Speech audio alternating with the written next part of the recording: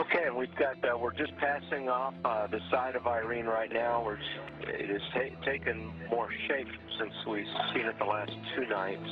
The eye is not yet discernible to tell if it is big. I'll zoom back. Malevolent weather system nearly 700 miles wide. We're following breaking news right now out of Washington, D.C., where a magnitude 5.3 earthquake has been felt in the D.C. area. The Pentagon has been evacuated. We were just talking to Senator Coons of Delaware, who, like so many others right now, slightly shaken by the tremors that they felt. The senator telling me live that the ground literally shook. Workers at Japan's Fukushima plant say the ground under the facility is cracking and radioactive steam is escaping through the cracks.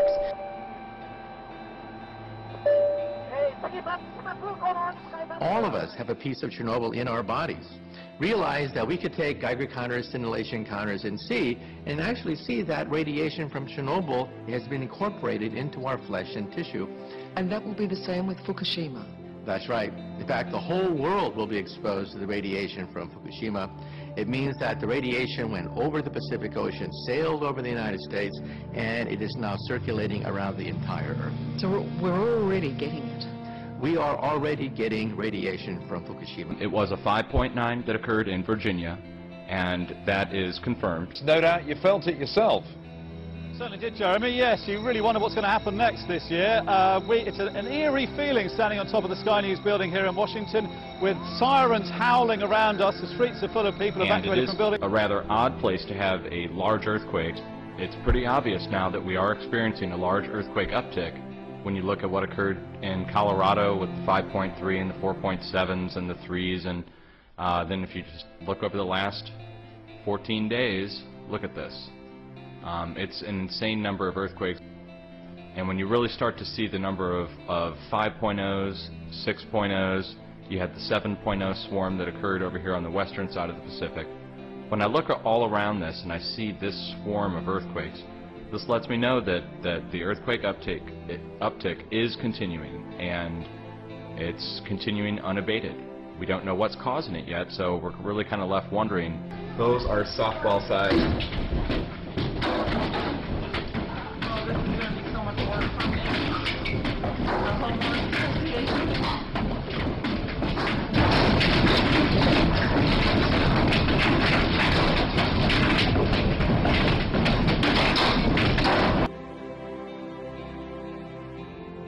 Oh my God! That's real stuff. Yes. That's unbelievable. Oh my God, I can't believe it myself. Is it snow? Snow? Oh my God. It's snow in Auckland. Oh my God, it's snow!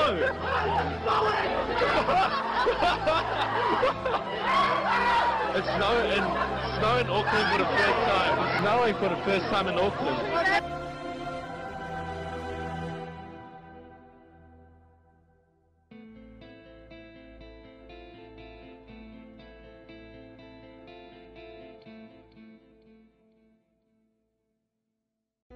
In our obsession with antagonisms of the moment, we often forget how much unites all the members of humanity. Perhaps we need some outside universal threat. I occasionally think how quickly our differences worldwide would vanish if we were facing an alien threat from outside this world.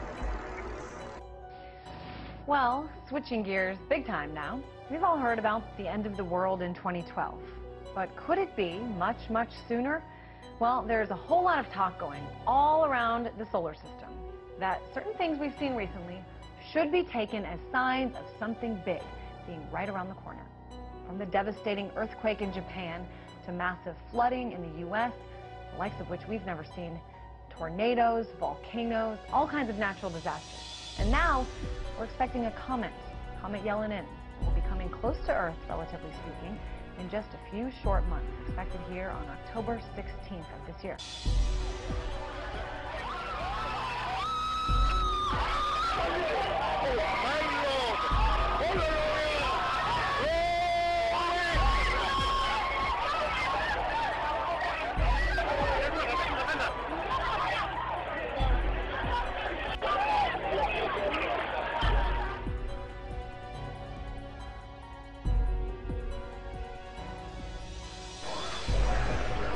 9 o'clock and it's still all yellow. What's going on here? But you can see the horizon is just this brilliant shade of yellow.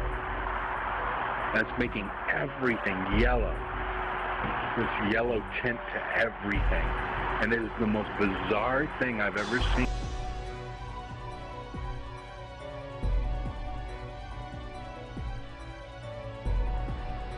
Look at this. Now, what do you think that is? Bizarre. Yeah, but it looks like aliens. It's not closing up. But, I mean, I've never seen anything like that. Ever. Is there anything in that direction? No. So the sun's over there.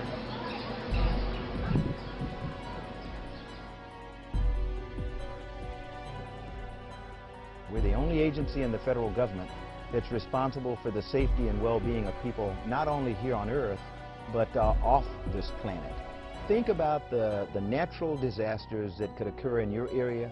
Think about attacks that could come like 9/11 from outside forces, and talk to your family about your work and what they need to do to prepare for the unforeseen.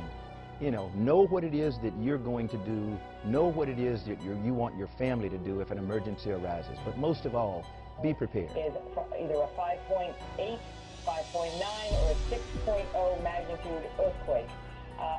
There, according to the USDC, okay, this is the District of Columbia Fire and Emergency Monstrous Services. Hurricane Irene tightened its aim on the eastern seaboard, threatening 65 million people along a shore-hugging path from North Carolina to New England. The strongest to strike the East Coast in 7 years. You can still see monuments to Vladimir Lenin almost in every Russian town, but things are beginning to change, and from Lenin they're moving to Alien. Russia's first monument to cosmic visitors has just been unveiled in Perm region.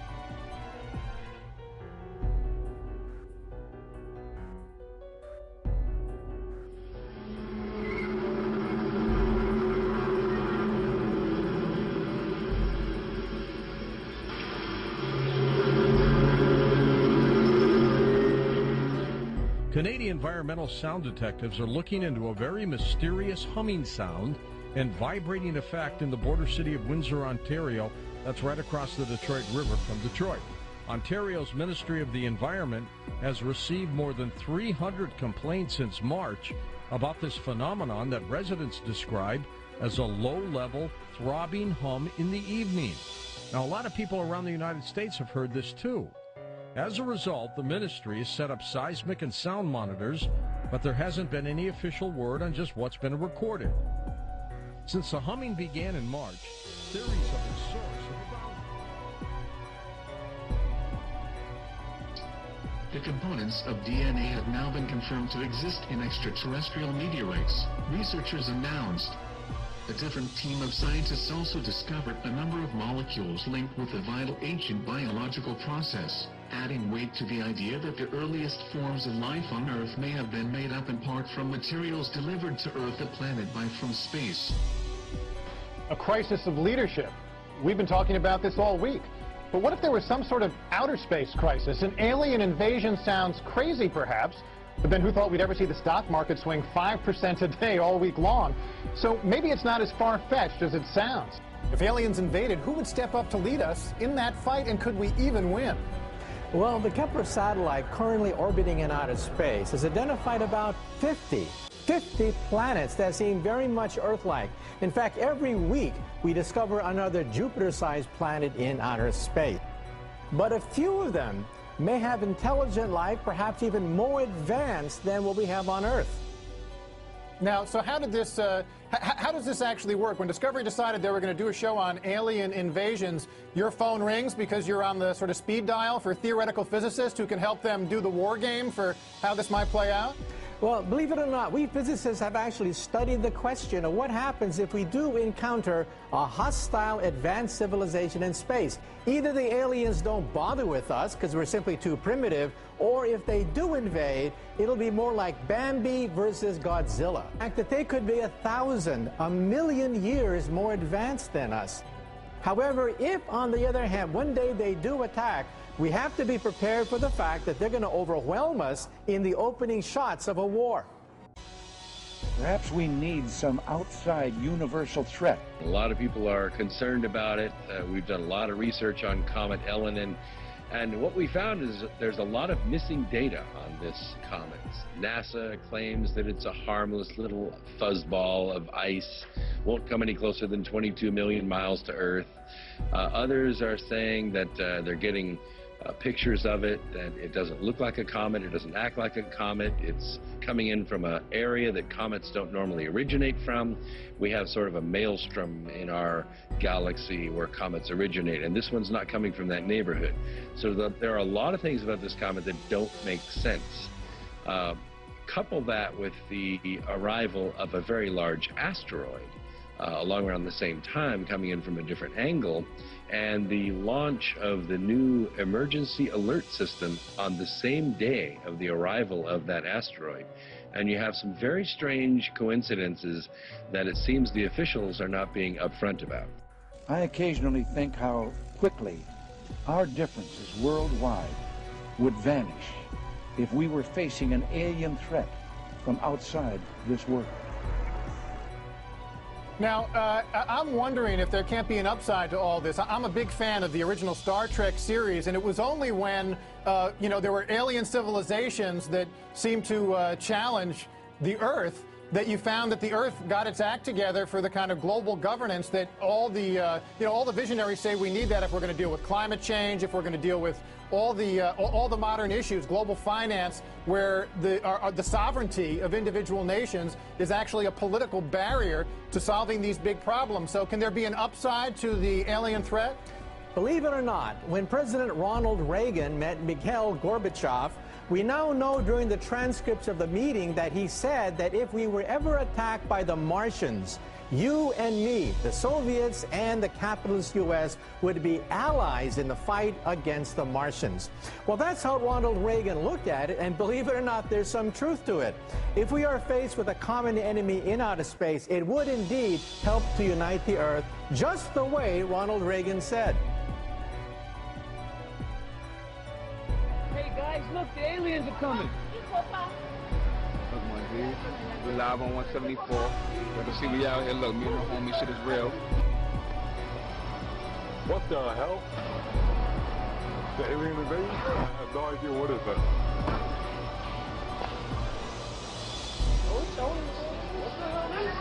Note that today is the day before the hurricane's supposed to come. But we do have to plan for the day that maybe a few of them could be hostile. That shit crazy, that shit bananas. Never seen nothing like this in my life. Well, a strange sighting off the coast of Flagler County. Calls from witnesses flooded into the police station after people reported seeing this ball of light. A giant flame like the one in this picture has Flagler Beach buzzing. The problem is no one can identify it. Some witnesses think it was a plane, but according to the FAA, there were none on radar at the time. Others watched from this deck at Finn's restaurant when the object struck the ocean. It was quite a sight over the skies of Beijing on Thursday. A mysterious bubble cloud of sorts caught the attention of many in the city. A mysteriously huge bubble cloud over the skies of Beijing and surrounding areas Thursday. When the observation team set their instruments at the bubble, it gradually became bigger and thinner. The entire occurrence lasted for less than 15 minutes. Observers took pictures of the whole process and posted them online. In less than one day, more than 100 comments were posted about the unusual phenomenon. Many of those who commented said they had seen a similar bubble cloud in the provinces of Shenyang, Shanxi, and Zhejiang. That is weird looking. I've never seen that before. Have any of you guys ever seen a shadow behind a cloud? That's what it looks like. It looks like a shadow. There's like 3 layers of it, basically. That is freaky looking. That is weird. A suspected meteorite has fallen across the ancient Peruvian city of Cusco. Residents of the capital of the Inca Empire were surprised to see the object shooting across the horizon at around 2 o'clock in the afternoon. Local officials are still trying to determine where the object may have landed.